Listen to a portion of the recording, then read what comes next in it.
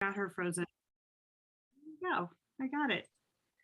All right. Well, we're going to go ahead and get started. My name is Barb Van Hare, and I'm zooming in from Greenwood Village, just in the Denver Tech Center. And I'm super happy to be here. I know a few of you, and I'm just like really happy to be in this group and having this connection. I think the world of Agilists, and I think you all are really highly trained, and I see the word integrity here, and I just think that the way you all think about work and working together has a lot of integrity to it. And so I think it's a great match with what I'm going to talk about tonight, which is some of the work that Brené Brown has brought into this world with her research and her brilliance. And she has a best-selling book, Dare to Lead, and it's turned into a workshop. And so I've taken some pieces of that here to present to you.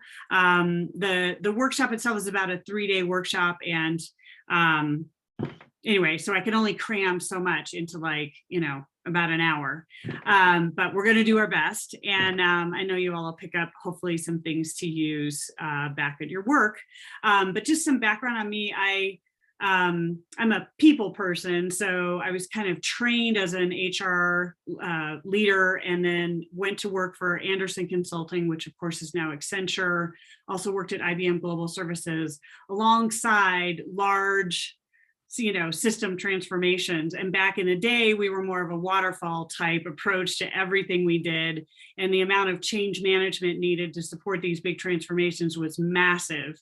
And grueling. And so just as I was leaving consulting, I think Agile was starting in on the scene. But I took my career off into HR, was the director of talent management at First Data, TW Telecom here in town. And over the last, this is aging me terribly, but like 14 years, which was a blink of an eye. I've gone out on my own. I've added coaching to my skill set. So I'm a coactive coach, and I'm actually on the faculty for CTI, which is coactive coaching, and do a lot of assessments and leadership development and things like that. And so when Brené Brown announced that she was training up people to be facilitators for her Dare to Lead work, I was thrilled and honored to actually join a really small group of facilitators doing this work. And like I said, she has a lot to offer, and she actually has a lot of respect for the Agile community as well. And in one of the videos I'm going to show tonight, she actually references being inspired by Agile in some of her Rumble skills. So we're going to go through a lot, but also just want to make sure I slow down, and I'll be trying to check. Oh yeah, stick around to the end, please, please. Oh, and I'm excited to see Alec is a CPCC, which is awesome. And I'll check the chat. I'll try to stop and pause, although once I get going, sometimes I'm hard to slow down. But I would love to interact with you. If you have questions, just come off mute and ask me, slow me down, whatever you need.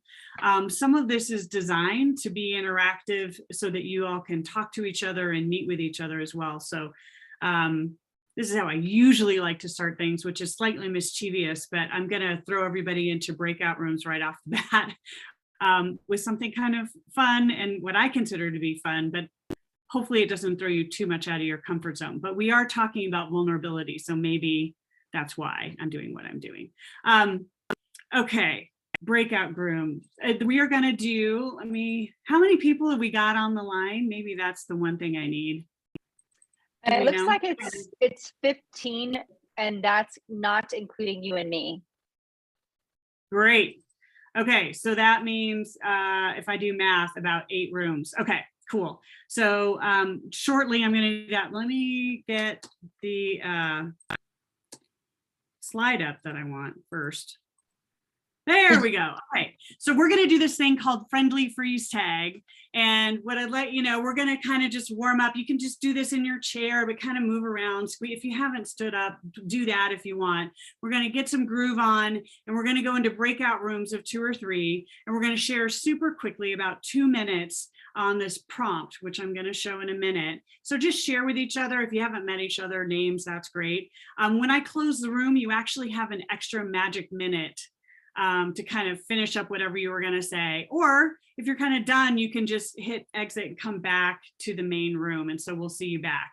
But so then you're going to find your partner in the gallery and you can still kind of move. I'll try to get some music on by the time you come back.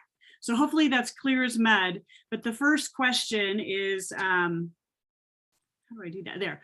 One quality that inspires me when I see it in others is this. So here's the question. One quality that inspires me in others is this. Oops, let me go back. And I did not put that in the chat, but hopefully you got it. I'm going to go ahead and create the rooms. Have fun. We'll see you back in about 2 or 3.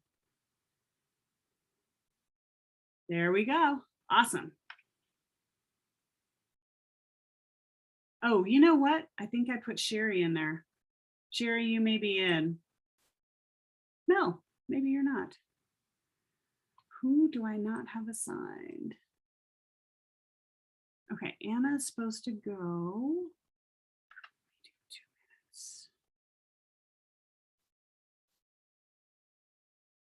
Is there anybody still here with me? I probably need to get you into a room. Let me see what I can do. It's just me. I do see some other people. Okay. Anna, Hare. Why? And I'm Agile Boulder, and Sherry is my friend Sherry. Okay. Got it. And some people are just maybe having some trouble. Maybe I can move you. Would you all be okay just being in here then for this first question? Oh, that's cool. Thank you. Okay, and I'm just realizing I would like to try to get some music going.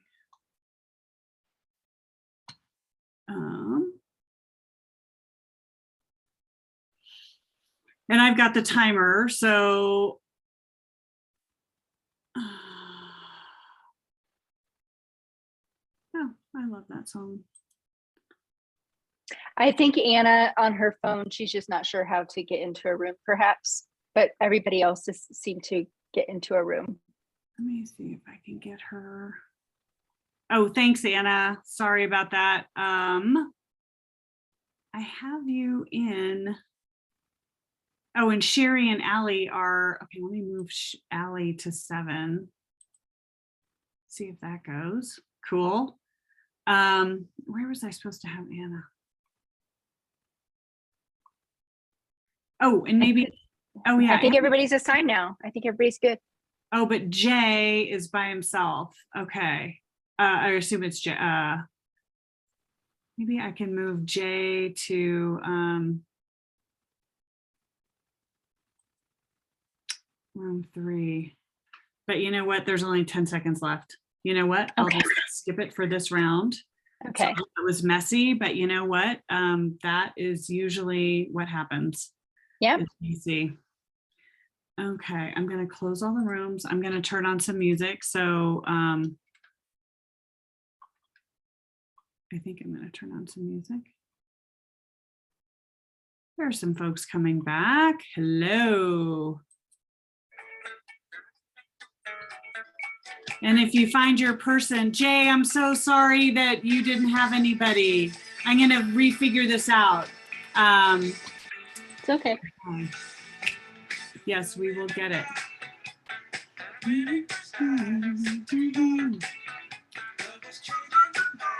And maybe you can tell me, what is one thing when you see it in others that inspires you?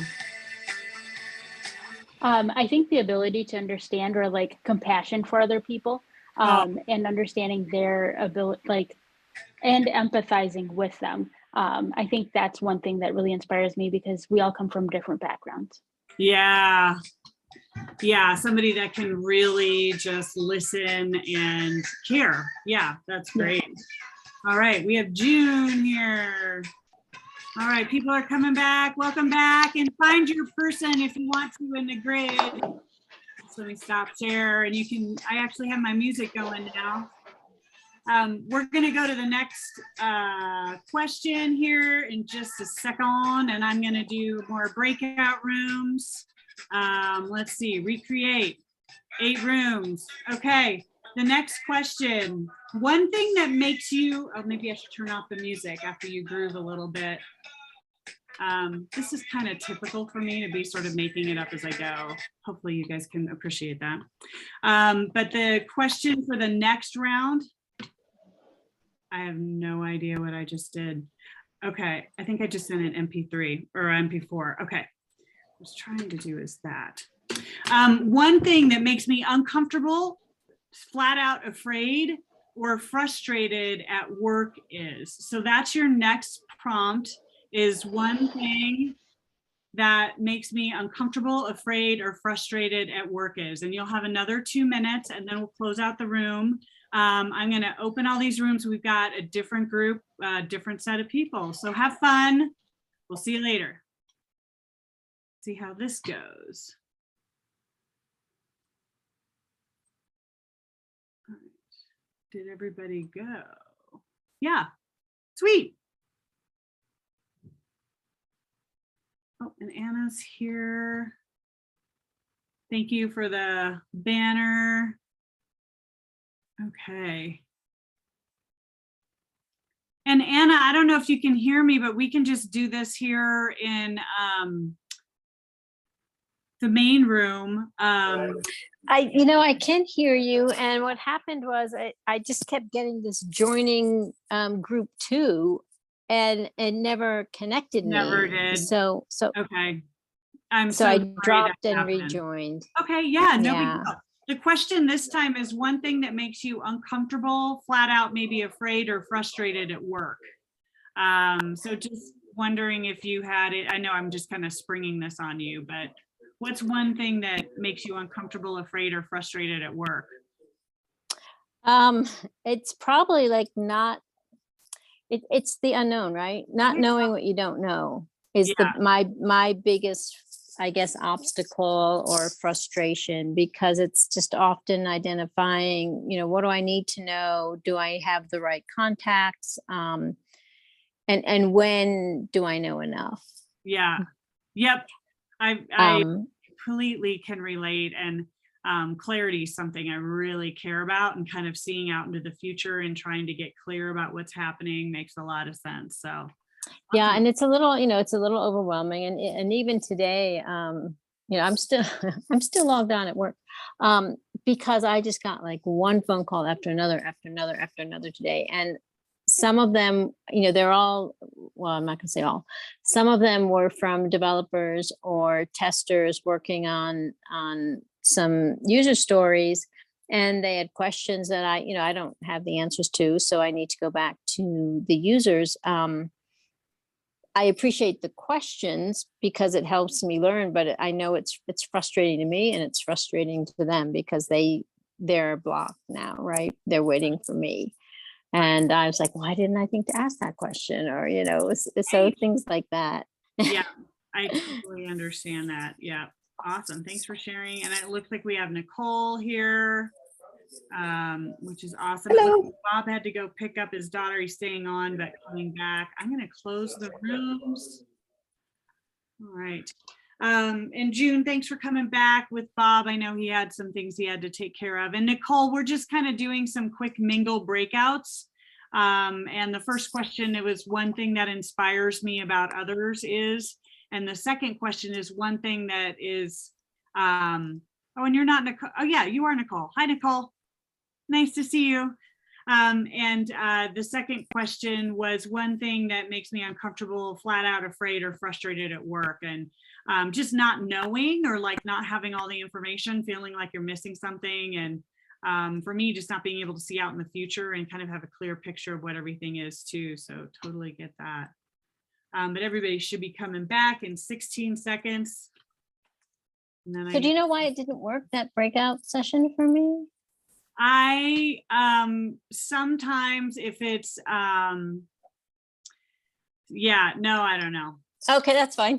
Yeah, sometimes it's just connection if the bandwidth isn't great. Yeah. So I'm glad I just dropped and came back then. Yeah. Okay, I've got Stevie Wonder on, which I love, but we're gonna do this one more time. And here is the last question.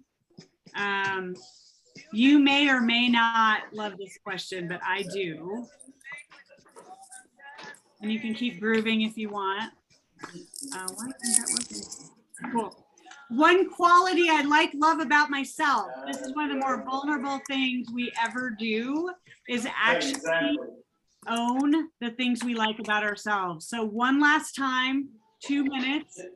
What is the one thing you love about yourself? And I am going to recreate rooms 8. Here we go. I hope you love these mingles as much as I do. Okay, here we go. Have fun. You get your 2 minutes. We'll see if everybody gets into rooms this time. Maybe it'll work. Oh yeah, she went, I think. Allie, Anna, Adam, Annie, Nicole, Teddy, Cynthia, Sherry, Eric, Kim, Ella, June. Oh, you know what? Let me move Alec to 7. Where was, oh, he must have gone. Bob went. Okay. All right, I think I've got everybody in there. Okay, 2 minutes is going.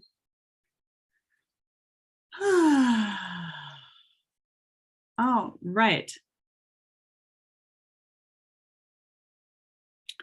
Hi there. Sorry, I don't think the breakout room worked. Do you want me to put you in? I feel like I've lost a lot of people. I think Hare had to rejoin. I Okay. did. Yeah. First breakout room worked. Second one worked as well, Awesome. but I got an MIA, it seemed like, so I just kind of quit and came back Okay. in. Okay.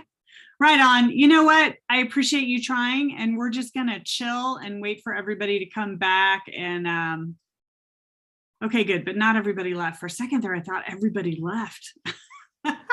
Anyway, it'll be over before we know. We got 30 more seconds, and then everybody's coming back. Oh yeah, I thought I screwed up. I was also driving, so I was probably like, I thought I got dropped a connection from one tower to another. Not your You fault. had no idea I was going to do this to you. So in all fairness, like, I totally get it. I did not. It was kind of a shock, but I'm okay.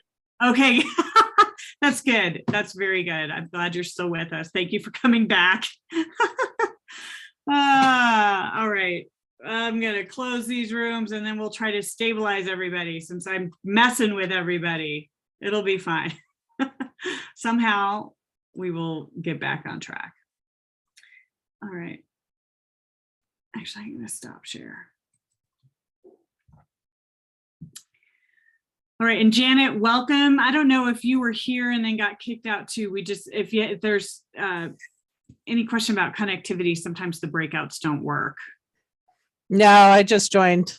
Okay, well, welcome. I threw Thank you. everybody into chaos by doing like 3 quick breakouts, kind of like a mingle. So yeah, it may be funny and it may not when everybody comes back. We'll just have to see. It's worth a try, right? Yeah, Either why works or not? it doesn't. Right. And if it doesn't, you pivot.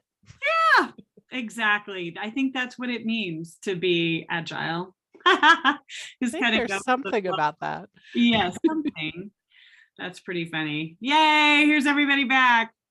Oh my goodness. And I know some of you are driving. Stay safe, like whatever you do. I'm so glad you're all still here. And I realized, like, as you came in, maybe some of you weren't expecting this breakout mingle thing that we just did. So I just want to thank you for your patience and hanging in there. And I won't do another breakout for a bit. So thank you for that. And I'm just going to take a breath and realize that some of that didn't work because some of the folks were having trouble getting into the breakout rooms.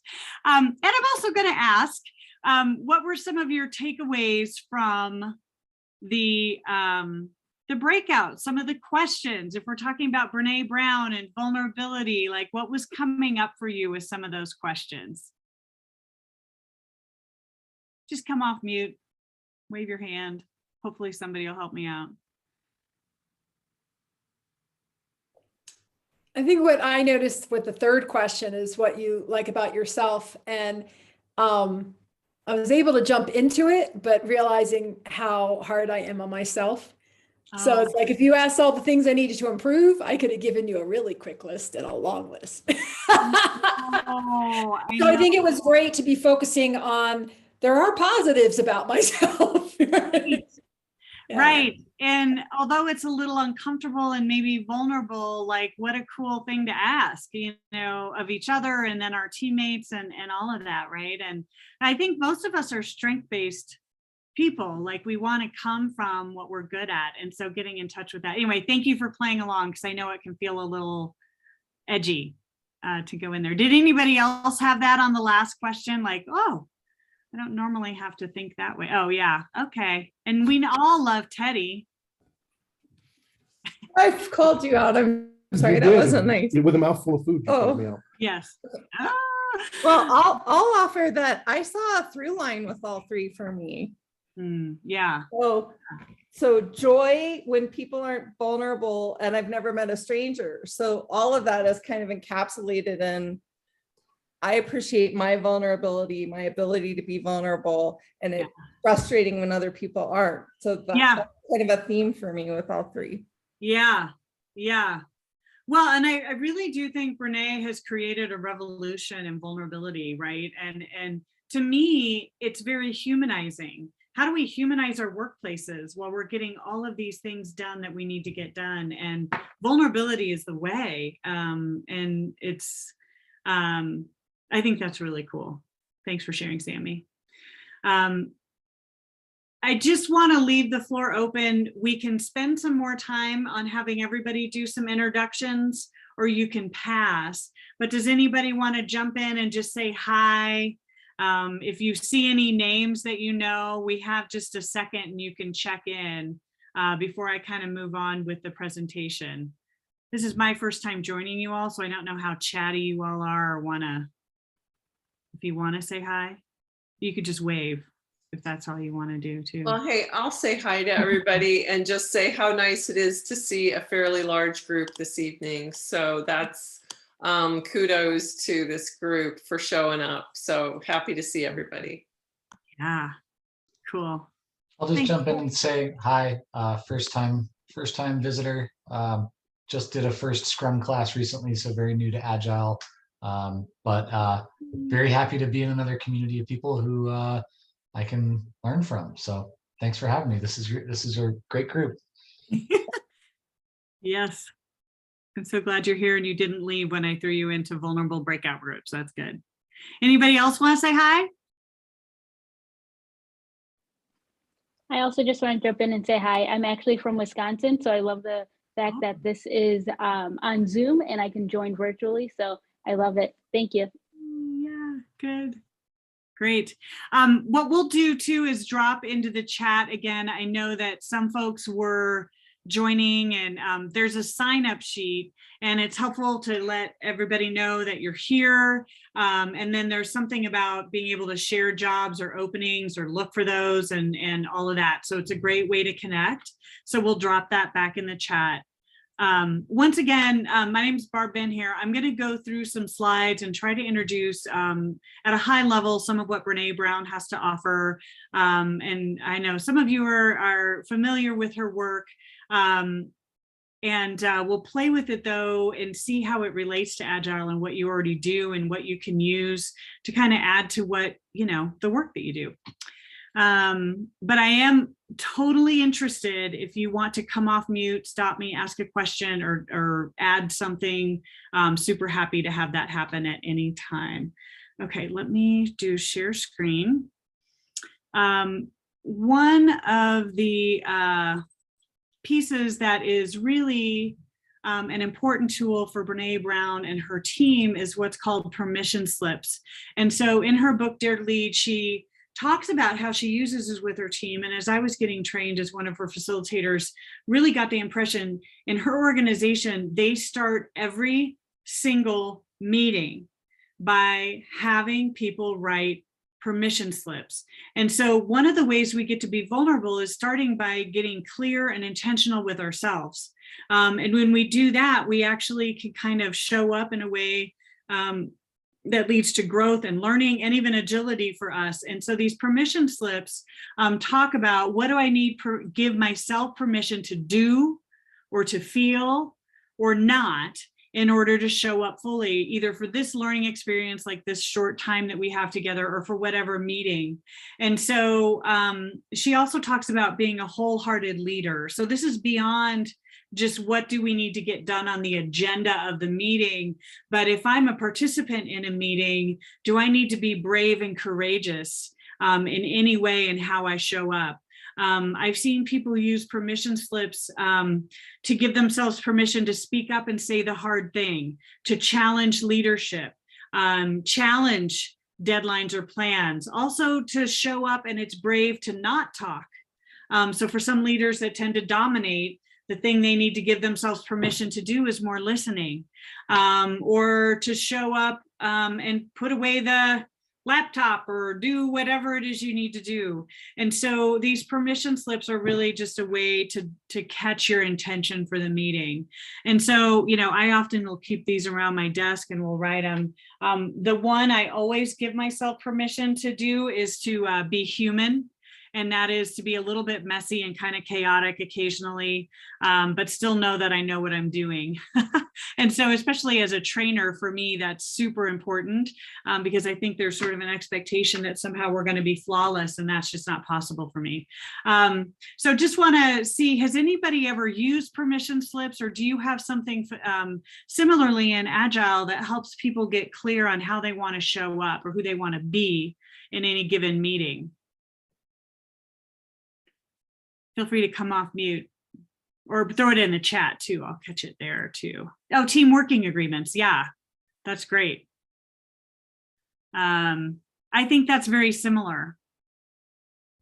Yeah, and I actually use permission slips sometimes, particularly in what may be more difficult conversations, not just everyday conversations, you know, like a daily scrum or anything like that, but something where we might be bringing up some issues. I like to start out with permission slips and ground it in the fact that it should, if you live up to the spirit of the exercise, allow you to do or not do what it is you really would like to do in the meeting, but for whatever reason you may hold back. Or yeah, that's a great way to put it. It's like, I think you said the word invitation. It's just great. It's like an invitation to courage. And it's the thing that even if you don't show it to anybody, you can be accountable to it. Because you know you put it down somewhere. I actually do have my Be Human, Not Perfect sticky right here, which I always have. But yeah, I love how you said that, Teddy. And coach agreements. Yep, those are great too. Cool. So I just wanted to throw that in there. If you needed to give yourself permission today, some of you are giving yourselves permission to pick up kids, or maybe you have to be eating dinner while you're on the call, whatever it is you need to give yourself permission to do or feel or not. I'm just really glad you're here. So we're going to, go ahead. I'm sorry, this is Anna. I just have a quick question. Is this something that you share with the group, or is this something that you just are going to commit yourself to do? You know, it's a really good question. And in Brené's group, they mostly do not share them. And so it's sort of like accountability to yourself, the way Teddy was talking about it. Like if there's a particularly tricky meeting or tricky conversation and you know you want to show up a certain way, it's a way to make a commitment with yourself. And if you're in a hugely safe team and you all are helping each other out, and you have that level of trust, I think it's a great idea to share, but it's not required. It's really more of a commitment to yourself. Great, thank you. Yeah, thank you. And next up is actually where we're going a little bit more with team agreements. And this is another tool that Brené uses, and she calls it container building. In coactive language, if you're familiar with that, we talk about designed alliance. And some of you may be familiar with other coaching terms, but team agreements, it's how are we going to be together? And some of the ways we think about it is, what do we need design towards? And some of what we might talk about is what might get in the way of all of us showing up and doing this work together, because we want to design some agreements to get those things out of the way. What does support look like? If we're all in this together and we are teaming together, how do we want to support each other? And what does that look like in a productive way? And what else do we need? When I'm doing training sessions, I always design my container around what else do we need to do to help people, everybody be responsible for their own learning. But let me just click through. So, go ahead. Somebody said something or came off mute, maybe not. These are some sample container agreements that I often play around with, but again, each team needs to be able to rumble with or kind of, talk through what's needed to have a safe container. Being present in my work, doing training, a beginner's mind is super helpful. So I don't have people, taking us off into different content areas when we're here for a certain purpose. Here's Bob back. I need, of course, in workshops and things, participation, vulnerability, and Brené Brown's work is really important. So showing up, knowing we're going to actually do work and be vulnerable is always really helpful in our container agreements. I find in today's world, find an assumption of generosity is a way of accessing grace that is so important. There's never been a time where we all need to be more gracious with each other than here at hopefully the end of this pandemic, but also in the world we live in today. And so if I assume positive intent, that's kind of the same thing. So I often will put that in my agreements. And then confidentiality and working as a coach is also really important for me. What else do you all find? Oh, actually, let me go through this. This was a team I was working with doing Dare to Lead work, and they came up with these 6 areas for their container agreements. And I thought it was super interesting. They also came up with a safe word as a signal for vulnerability, like we need Yoda. And so it was just a funny way for them to kind of access their safe word. But when we do this work with Brené Brown, she is really wanting to lean into vulnerability and connection in a way that sometimes when we're going so fast in the work that we do, we're talking all about things and technology and stuff that needs to happen and get done. We forget that we are in a relationship. And so sometimes when we need to pause for vulnerability or pause to be human, we need to kind of send up a flare or send up a signal. And so that's what they were using this for, which I thought was super clever. But yeah, just like honesty, authenticity, confidentiality, and curiosity, respect, and kindness were all things that they really cared about. And so before we go back, just any thoughts about how you all use this idea of container agreements?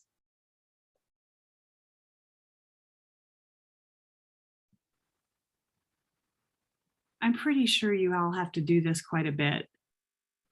So yeah, great. I see a head nod. So I'm not going to assume crickets are a bad thing, but just, oh, good. The trouble with the technology. Okay, great. Well, I think a quick thing is focus. I would add to it is trying to make sure we're not trying to do too much in a single session. Cool. Yeah. That's something that everybody seems to want to make sure we're all clear on the outcomes. Yeah, you know what? I'm taking a note because I would want that in my container agreements. I always find people are trying to do too much. So I really love that. And it fits really nicely with Brené and boundaries and building trust in that way that you commit to what you can do and not too much more, Thanks so much for that, Cynthia. That was cool. And I think along the same lines as what Cynthia was saying is making sure that you publish agenda in advance. Yeah. So people can prepare. Yeah. That would be an awesome agreement because then everybody's comfortable with knowing why the meeting is happening, what you plan to accomplish, and everybody gets on the same page. Super good on alignment. And Teddy, were you going to say something or? Yeah. I was, yeah. We do in Agile, we use team agreements pretty much every time a team forms. So depending on your organization, you might use these way too much because you might be changing teams all the time, unfortunately. But even with those team agreements, even though they're organic and should change according to team needs, sometimes they don't change fast enough. Right. And I'll use specific container building activities for certain meetings. Like, I know we have this team agreement in place where it says we do these certain things. Is there anything different that we have to do in this meeting? Right. Than what we normally may or may not do. And I found some success doing that also. I love that. Yeah. And who gave us the dynamic? Oh yeah, no, it's Sherry. Yeah, I think that having the concept of container building, designed alliance, whatever it is, as a living dynamic thing that does need to be checked in on and updated is exactly what it's intended for. And you can't possibly design all the agreements you're going to need. But I love that you're sort of staying on top of it. One of the things I like to design is, you know, I'm a pretty passionate, engaged person when I'm in, and I always want to kind of figure out if I get tangled up with somebody or cross sideways, how do we want to deal with that before I get there? Because usually if I'm flooded with, you know, a lot of emotions or feelings, maybe I need a timeout and then I'll come back, and or we will handle things outside the meeting. Like if you have feedback for me that's going to be, you know, kind of direct, like can we handle it not in front of everybody, that kind of thing. So I don't know if you all do that as well, but trying to figure out how you navigate the inevitable mess is always another great thing to get handled up front. I was going to mention conflict, you know, how will we navigate conflict? And the reason why I've added that as a topic for my working agreements with the teams that I'm facilitating is because the group that I'm with right now, conflict is such a thing that they don't talk about that I want to specifically bring them to thinking about it before we get there, because we will get there. So yeah, conflict is a big one. Yeah, that's the thing. We will get there. Like it's if you're not getting in anywhere near conflict, then nobody's playing full out. They are not. It's not a brave and courageous workplace if people are holding back, right? And I think what creates the greatness in this world is when we have differing opinions and we can get there and talk it through and get to something even better. So I love that. That's great.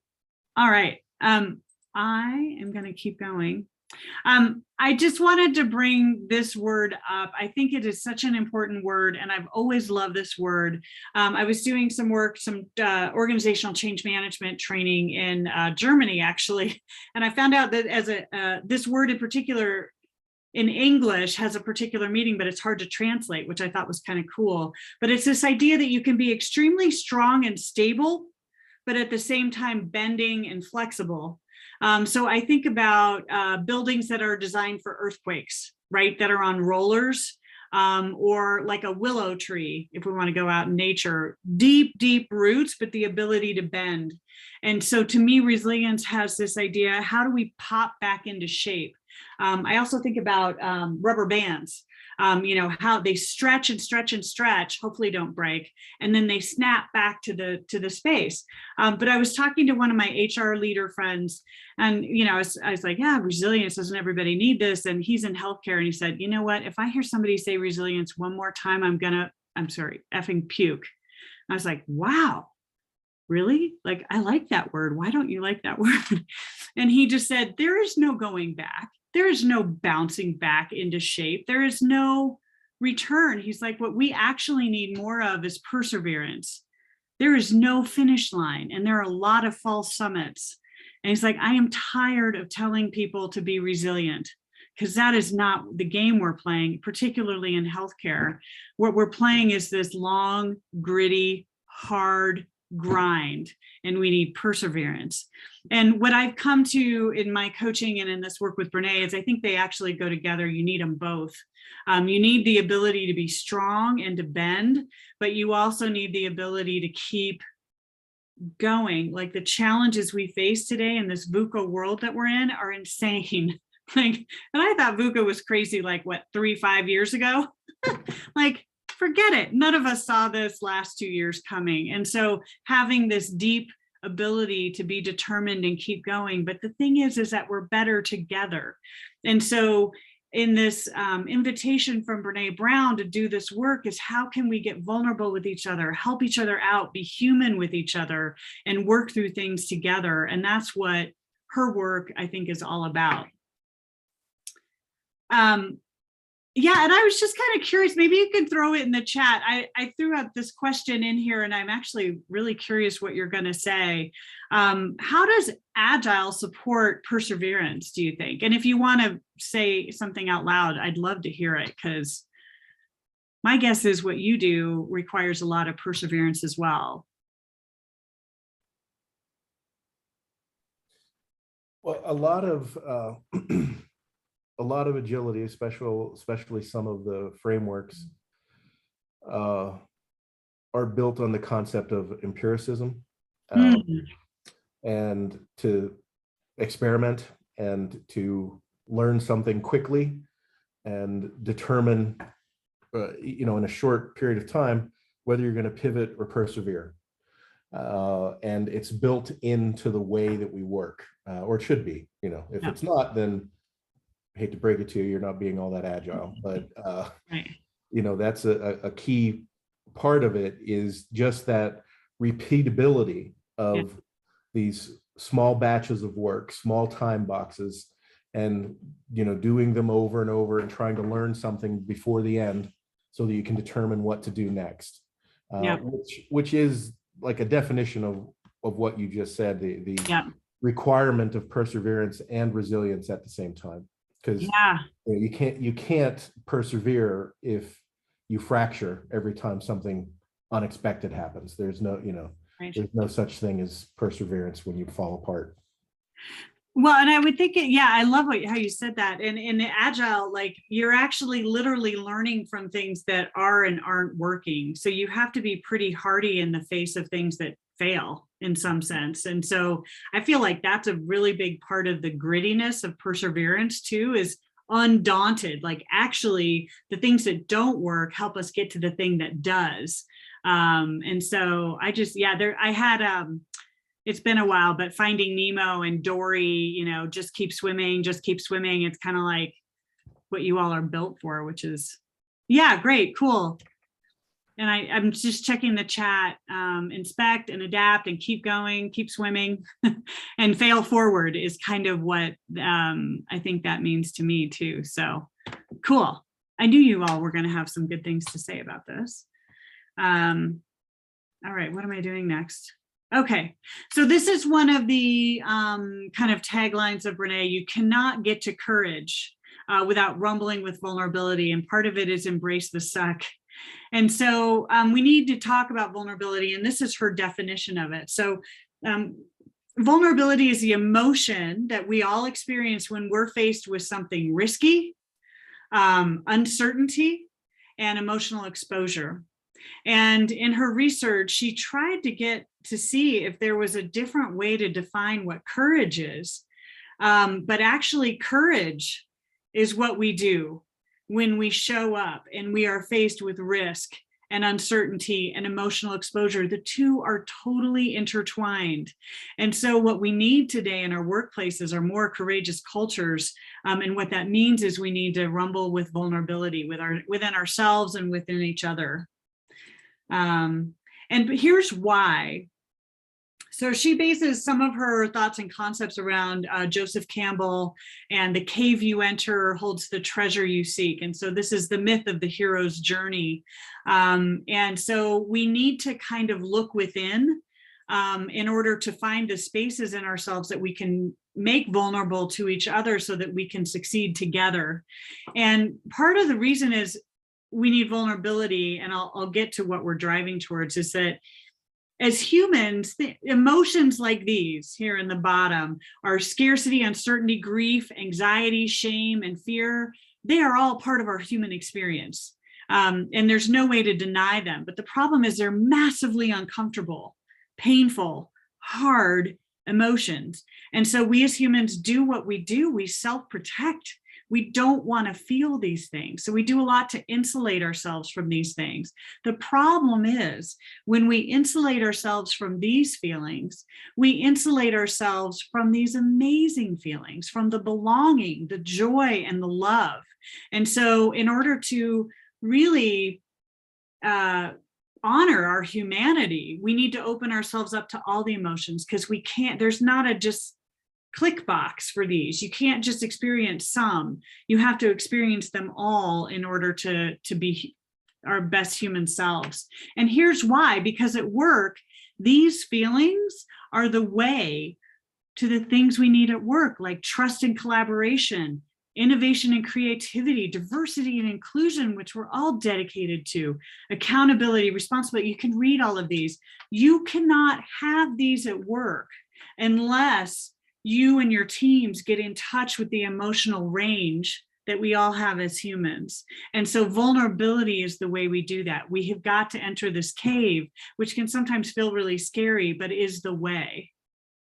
And so Brené goes through some of this. If you have Netflix, she's got a special on that called The Call to Courage on Netflix. She also has a new series out on Atlas of the Heart on HBO, if you want to check that out. But we're staying with Dare to Lead for right now. And in this best-selling book, she started the research with interviewing 150 C-suite leaders. What about the way people are leading today needs to change? And this was back in probably 2015, I would think she started the research. And again, back then we thought it was complex, changing environment, and intractable challenges and insatiable demand for innovation. I can only see that has like tripled, quadrupled, whatever you want to call it since then. But the answer in her research was that we need braver leaders and more courageous cultures. And what that means is those leaders are able to be vulnerable and to manage the full range of emotions so they can get to all those things on the other side, right? That trust, creativity, innovation, diversity, inclusion, accountability, all of that comes from braver leaders and more courageous cultures. So that's the foundation for the work. She does these great memes, like whatever, little quotes. We need more leaders committed to courageous, wholehearted leadership who are self-aware enough to lead from their hearts rather than unevolved leaders who lead from hurt and fear. That's one of my faves. So we're going to talk just a little bit about wholehearted leadership. And she puts it into 3 different categories. Oh, maybe I should go back for a sec. You cannot get to courage without rumbling with vulnerability. There is no way to show up brave and create what you want at work without rumbling with vulnerability. And sometimes that means you got to embrace the sucky side of things. That's that grit and perseverance and determination that's needed to be a brave leader. The next is that self-awareness and self-love really matter. And I am so dedicated to this one. It's not even funny, because I don't think any leader can be as good as they are in their mind unless they're excavating for self-awareness. They're asking for feedback. They're engaged in learning from their mistakes and growing who they are as a leader and their capabilities and their skills. But you have to take care of yourself. My guess is all of you have been in situations probably recently where you've been maxed out, stressed out, and under a lot of pressure, and you have got to put your own oxygen mask on before assisting everybody else. I am not even kidding. So there's somebody out here in Greenwood Village, Colorado, who really cares about you and how much you're caring for yourself, because that's not anybody else's job. And so that's my soapbox about that second piece. I'll back off for just a sec here. And the third part of wholehearted leadership is courage is contagious. And when we cultivate these cultures where brave work, tough conversations, and whole hearts are the expectation, then we start to reduce the armor that's in our way. The armor is what we do to self-protect and not feel those feelings of shame, fear, scarcity, uncertainty, all of those things. And so it is contagious. And once we start to open up and live and lead bravely, the rest of the world kind of comes along with us. So those are the 3 kind of principles around wholehearted leadership. And again, it's a whole 3-day class, but I'm just going to pause. I think I got kind of on a roll there. Any thoughts, questions, reactions? Am I going too fast, too slow? You can use your little reactions if you need to slow me down or anything. Okay, cool. I appreciate the thumbs up. Thanks, Allie. All right. Barb, could you speak to, does Brené ever talk about psychological safety? Yes. And in fact, she is absolutely dedicated, and that's, she will work that through her container agreements. And so building trust is really one of the 4 skill sets of courage. And in that space of building trust, that's where we create the environment where we do have psychological safety. So she doesn't have those words in particular in her models or her the workshop that I know how to do, but it's available in her podcast, all the people she interviews and how she talks about it. Yeah, were there any other, that was a really good, I'm not sure I totally answered that, but yeah, she's committed to psychological safety. I think it's super important. You can't be brave. If you don't have psychological safety, you need your armor on, in my humble opinion. And so what I get, and maybe what you need to hear me say is that we are not talking about reckless courage. It is knowing who to be brave with, who to have boundaries with, and how to build that trust and that psychological safety so you can do the work. Oh, very cool. Yeah, thanks for that. Yeah. Sorry. I don't know. That wasn't a note in my workbook, like armor up if there's not safety, but I just think that's a good idea. But don't say Brené said that. Okay. I have no idea where we are in time, but I think I'm just going to run through these things. We'll see if there are questions. I think I have some time still. I want to talk about learning to rumble. You've got a good 30 minutes. I mean, you can't fill the whole, I would say 25 minutes. Great. Okay, cool. So I want to talk about learning to rumble. And this is where Brené talks about and sets up this idea, a rumble. Actually, I'll just go through it. And then the second thing I want to talk about is giving feedback. I was going to show a video, but I don't have time for that, which is fine. We're going to get everything we need. I always think of West Side Story when she says rumble and rumbling with each other. And I think that's kind of where it came from, is this idea of like a rumble is like when we're disagreeing or there's conflict and we're going to kind of get into it and rumble around on the floor or what, I don't know. That's kind of where it came from. She's from Texas, so she kind of makes words up that make sense to her. But it really, for her in her language, is a commitment to lean into vulnerability with yourself or others. So it's any discussion, any meeting, or any conversation that's hard. And conflict is a great way to just put it. Anything that you might disagree with somebody on and it's tender or hard or there's tension with it. That's what a rumble is. And the rumble process is to show up and get curious, to stay generous. And she'll also talk about sticking with the messy middle part of it and figure out what the problem is. A lot of times people get into these arguments and they're disagreeing, but they can't remember exactly why or what it's about or what it relates to or what outcomes they're shooting for. And so making sure you know what the problem is that you're trying to solve is super important. One of the pieces of rumbling too is, and everything, I'm neuroscience light, for sure, but there's something about getting flooded with all of the stress hormones and things when we're in a tense situation.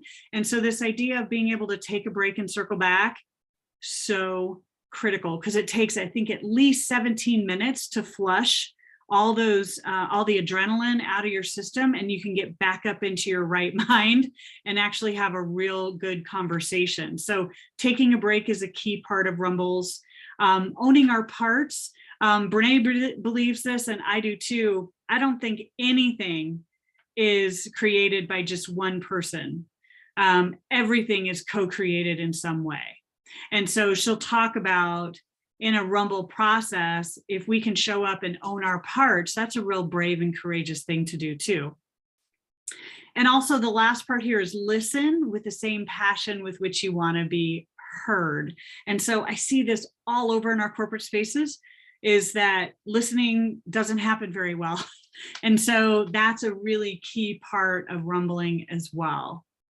But she goes through and she actually has some agile tools with this as well. Actually,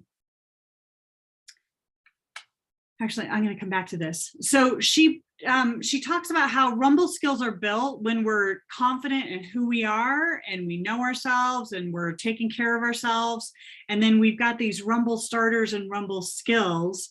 And then having a lot of curiosity and practicing these really just helps build that grounded confidence. And then you can navigate any hard conversation that could come up. And I want that for all of you. I want that for all of us, to be brave and know that we can step into any hard conversation anytime with anyone for the sake of that relationship.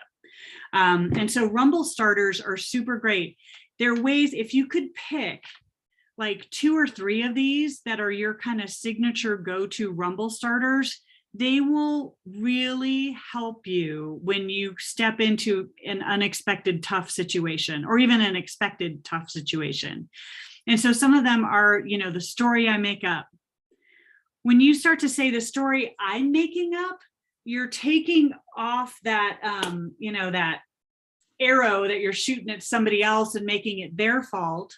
You're starting to take the responsibility on yourself and to say, hey, my brain's making up a story and it's taking me to this conclusion, but I want to check that story out with you.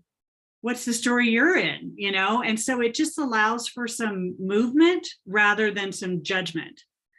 So the story I make up is huge. I'm curious about, rather than I know you're wrong, let me tell you all the reasons why. Like, help me understand, you know, and I think that's in here. Help me understand is another rumble starter.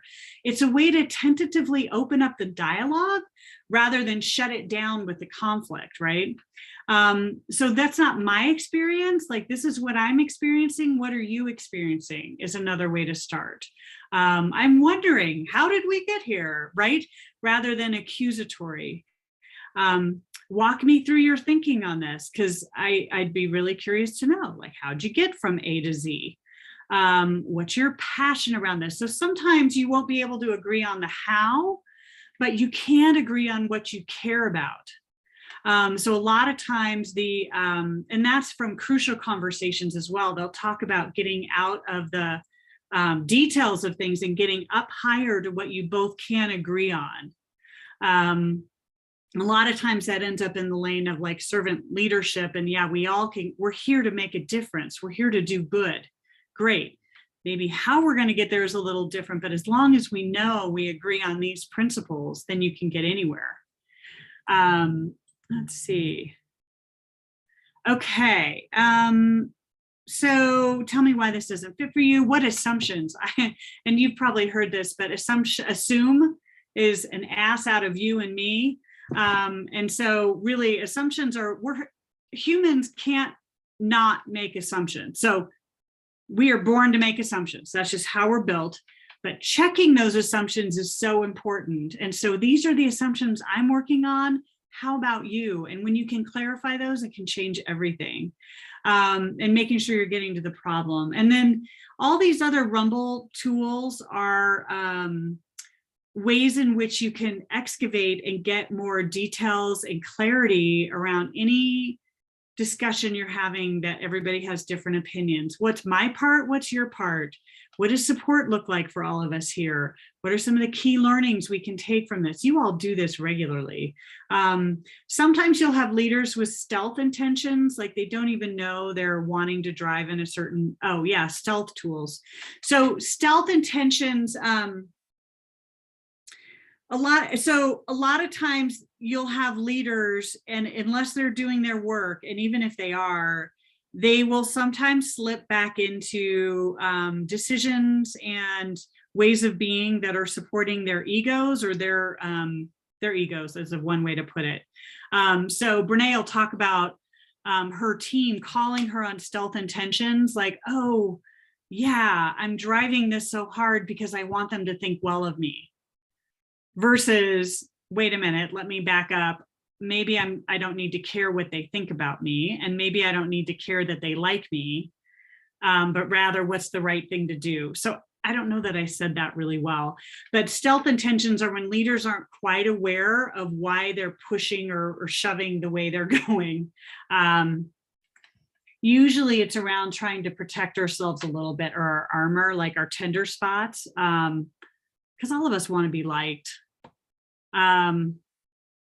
So I don't know if I answered that well, but it's like trying to uncover where there are stealth intentions or stealth expectations.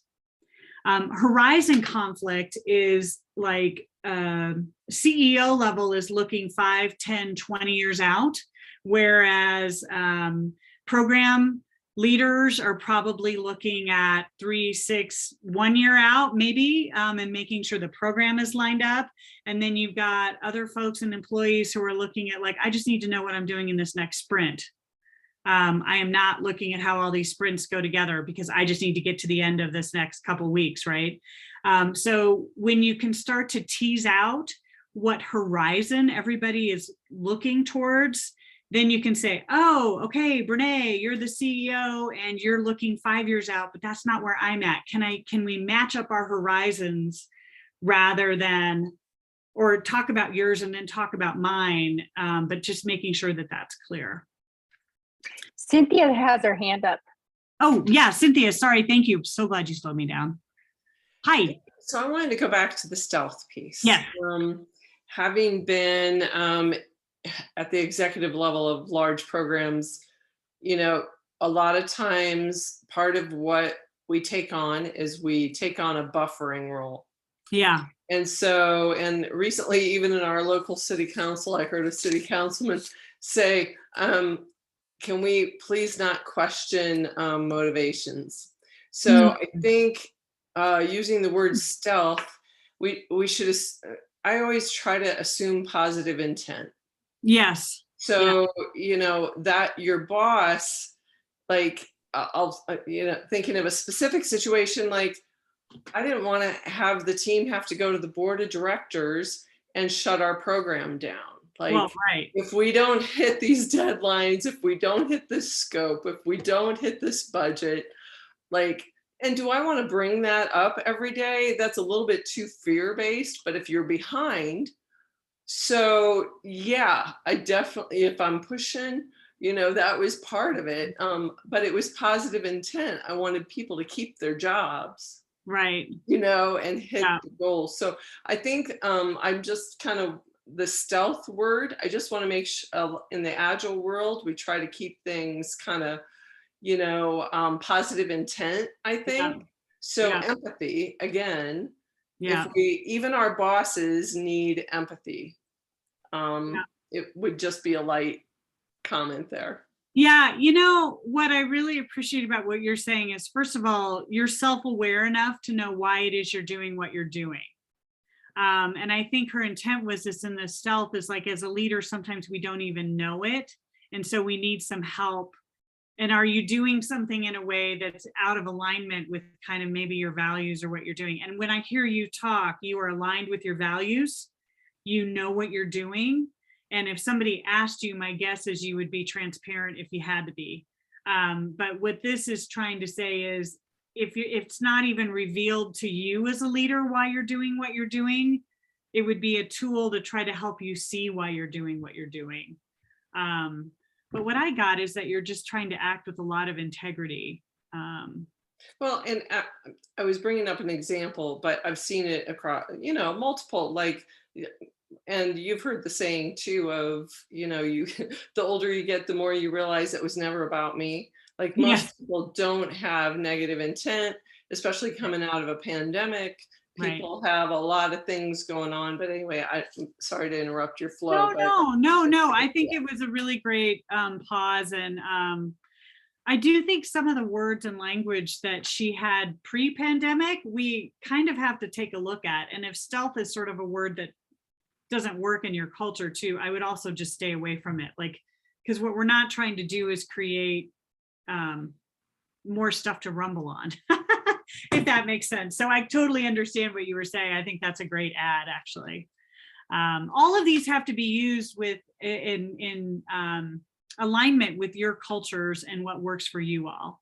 I think the Paint Done was the Agile tool that she stole and uses as a rumble tool, because it's so helpful. When I train this class, this is the one thing everybody's like, oh my gosh, yeah, I need to do that better. So I just know you all already do that probably really well. The turn and learn is where everybody writes down the answer to like a, when should we launch?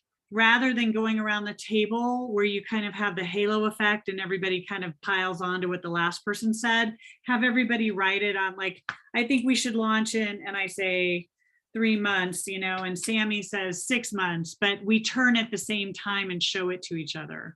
So this is a super cool facilitation trick. When you want everybody's real, honest answer, have everybody write it down privately on their sticky note and then turn it and share it at the same time. That one is a super great tool. The gritty faith and facts is just like the doers and the dreamers, and make sure you dream as well as like get the job done. My guess is you're all pretty good at the gritty facts. It's like making sure you have room for innovation, dreaming, and kind of unstructured time sometimes too. Patrick Lencioni had a great book, Death by Meeting, and trying to make sure not all the meetings are like get shit done meetings, excuse my language, but it's like some of them need to be wide open space, field dreaming meetings too. And timeouts we've talked about. So there's so much more here. There's a really great video, which I don't have time to share, but maybe I could put on, if you're willing to stay later, I could share after we turn off the recording and everything. The other tool I add in here, and she doesn't have in here, which she totally should, comes from improv, is yes and that is where you have to listen to what everybody else is saying. You appreciate something they said before you add your part. And it's really, I try to eliminate the but from my vocabulary because it doesn't add anything. And is an additive. So that's just another one I like to add in here. I'm so going turbo. I really, I will put this in the folder that you all will have access to. This is called the story rumble process for teams. So it's a way in which as a team, you could get into it and kind of rumble through things that are tough conversations. She has a handout that's on her website that everybody can download, but I'll make it available to you. But she talks about using the container agreements, the permission slips I brought up, naming emotions too, to kind of humanize the whole conflict. And building trust. What do you need to get curious about? Sharing assumptions. She has a thing called shitty first drafts, which is kind of funny. It's just like the crappy story we tell ourselves or the assumptions we make. Once you can clear that out of the way, then you can kind of write a new story. But I don't have time to go through all this. I love that. Adam, thank you. I just saw that in the chat. But stands for behold the underlying truth. What does that mean? Okay, I need Adam to, I'm gonna stop share for a sec. I totally wanna know what that means, Adam. It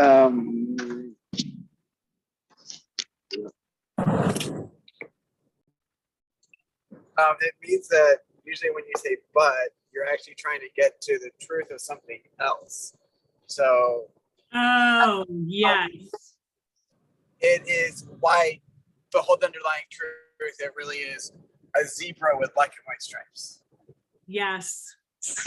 Yes. So you're kind of saying it, you should just go to the truth instead of using the but, because the but kind of covers it up. Correct. Okay.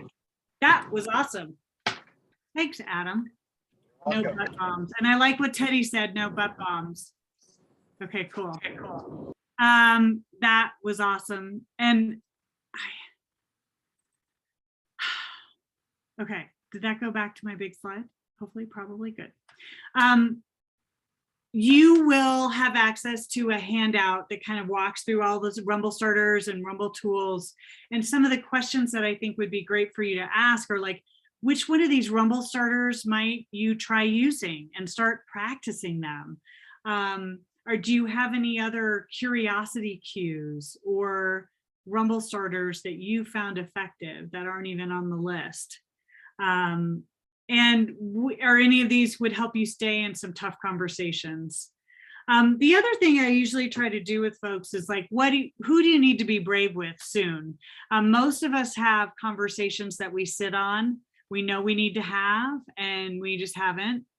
9 ways to Sunday, we have whether or not we're distracted by our lives, distracted by our work, we're uncomfortable saying the truth, or whatever it is we need to do. But I would just really invite all of you to try to just step into those. Don't put it off. Like in the next couple of weeks, if you need to have some brave conversations, like get them on your calendar and do it.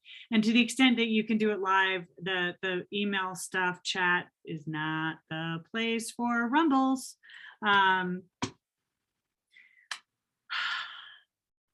Any thoughts or comments about Rumble skills? I know I went through that fast. And I only have 10 more minutes. Sweet. I just get so excited about this work that I go on and on. Okay. Now I'm going to talk a little bit about giving and receiving feedback. And this is, I think, one of the braver things we ever have to do. And if you're a parent, you know what this feels like to give feedback to your children. And sometimes it can be like you're about ready to blow a gasket. And sometimes you're going to be like, wow, I don't want to crush this little beautiful human, but I need to give them some feedback.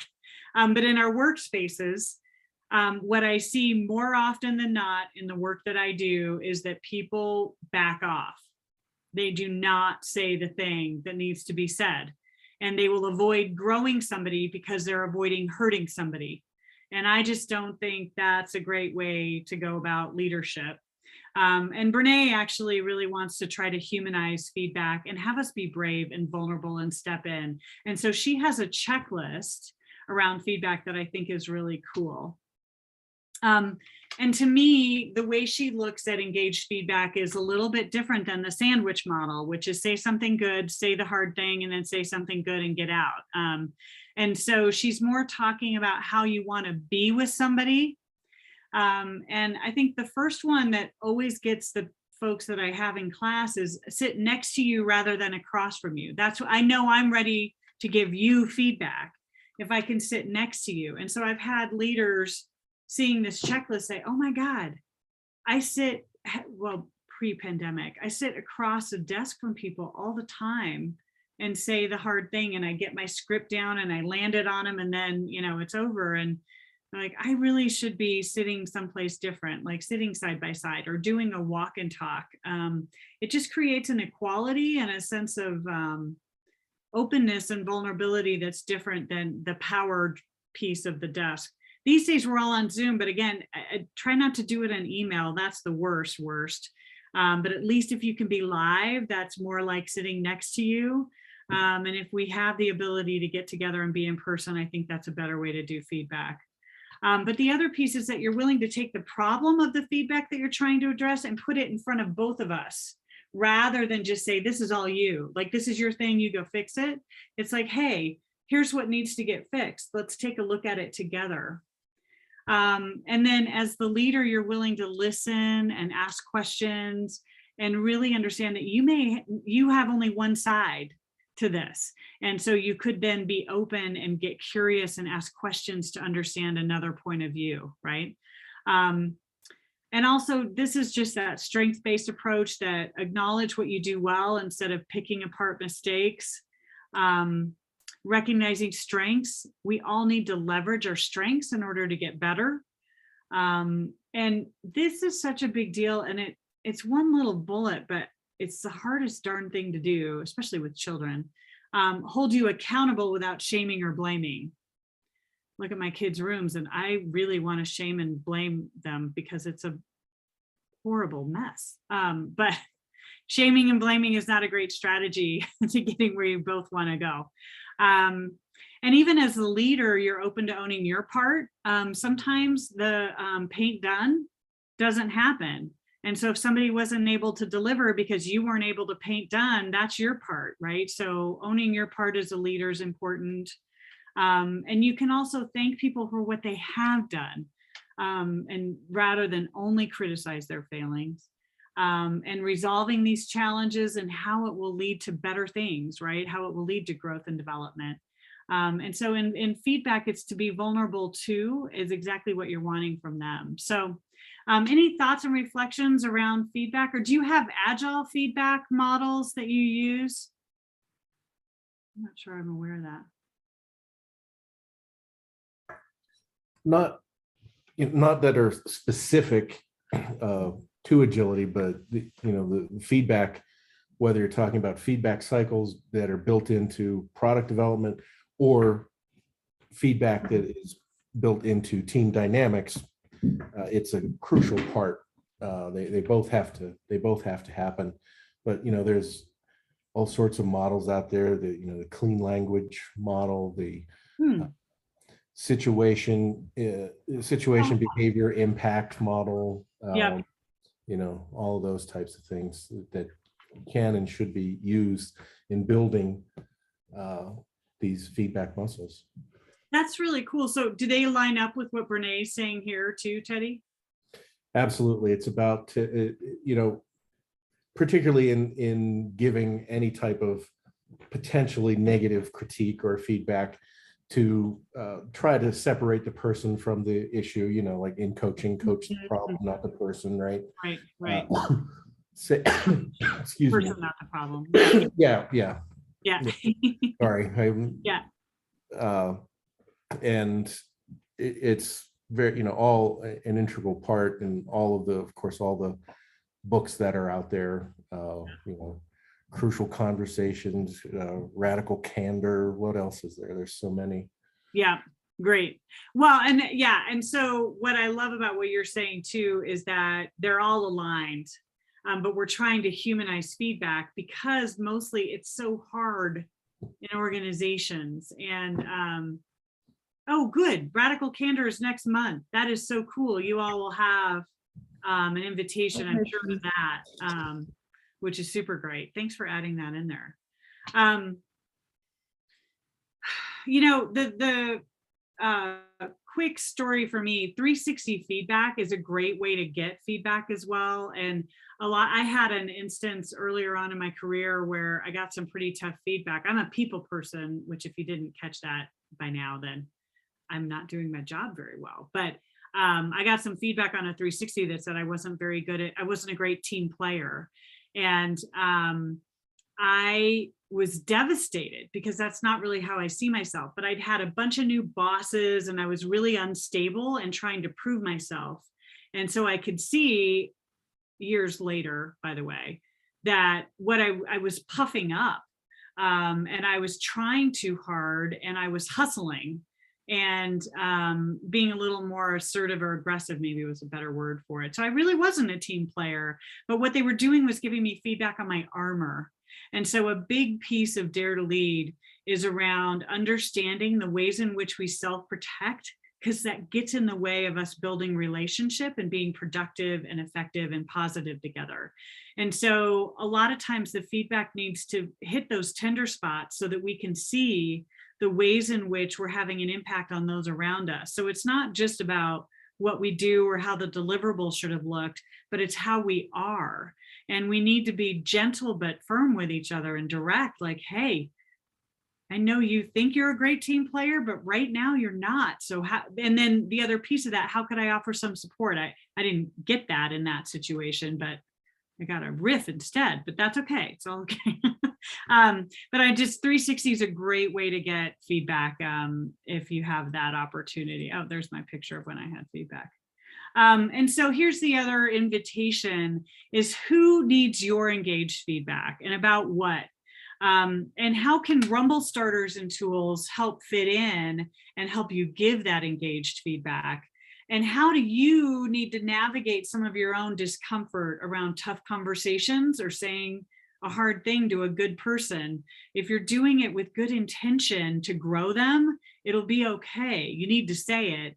And so I'd love to just, really invite all of you, whether it's a rumble or feedback or both, like what can you put on your calendar in the next couple of weeks to step into that and go be brave and say the thing you need to say. Okay, I'm wrapping up here, and I just want to say there are 4 skill sets to courage. I barely scratched the surface. I know Sammy and Teddy know this because they've been through all this, but there's a lot to it. Rumbling with our internal vulnerability, living into our values, learning how to build trust, and learning to rise are all the skill sets of courage with Brené. And here's, daring leaders are all of this. Self-aware. They know how to have hard conversations. They hold themselves and others accountable. They build trust. They lead with empathy and connection. They take smart risks that lead to innovation. They reset quickly after disappointments and setbacks, and they give and receive effective feedback. This is what Brené is all about, is creating cultures of daring leadership. I do want to put in a plug. She has a brand new book out as of November, Atlas of the Heart. Amazing for emotional intelligence. It's like an atlas of emotions, 87 of them. Super great, highly recommend. And she also has an HBO special on Atlas of the Heart. The podcast, if you are podcast people, she's got more content than you can get through almost. Like, I challenge you, email me if you get through all of them, because I would want to learn from you. I have not been able to keep up. Incredible people she's interviewed, like from Ted Lasso actor to like amazing former President Obama. She's interviewed everybody, and it's really incredible. Some around leadership, some around just life. And so, yeah, we covered learning to rumble and some of those rumble starters and rumble tools, and just that quick checklist for giving and receiving feedback.